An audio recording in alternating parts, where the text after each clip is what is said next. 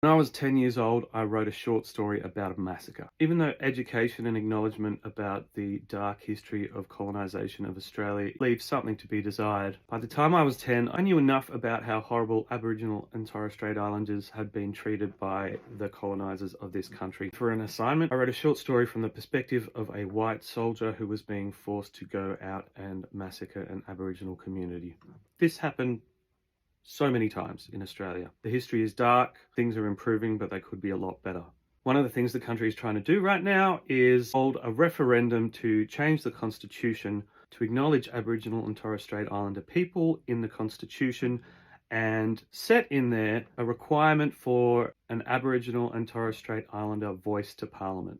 This is basically an advisory body. Government has all sorts of advisory committees. But yes, this is a choice to include the requirement of that in the Constitution so that the people who have been looking after this country for over 60,000 years are represented in this 120-year-old document. Over 80% of Aboriginal and Torres Strait Islander people support the voice to Parliament. However, Aboriginal and Torres Strait Islander people only make up 3.8% of the Australian population. So it's their future, but it's our choice. This idea for the voice has been designed and agreed upon by Aboriginal leaders elected by their communities over decades. It's simply an advisory body that will be made up of a range of ages, equal balance of genders. It can't make laws, it won't control funding. All it can do is provide advice to government around issues affecting Aboriginal and Torres Strait Islander peoples. The government can then decide to take on that advice or ignore it. The main thing it will do is let the rest of the country know what Aboriginal and Torres Strait Islander people want for themselves and their own policies, show us which politicians and political parties take that advice, and allow us to make our own election decisions based on whether we care about that or not. Even if you don't particularly support having a voice, you can still vote yes and then just keep electing people who probably won't listen to the voice. I wrote this song back in 2007 when the Australian government decided to officially apologise for the treatment of Aboriginal and Torres Strait Islander in what is known as the Stolen Generation.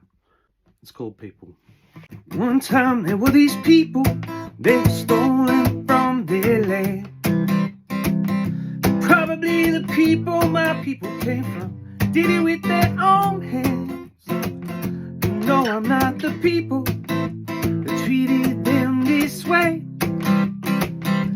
I can tell all of those stolen people I'm sorry anyway, and I'm voting yes. But there's still lots of people getting stolen today,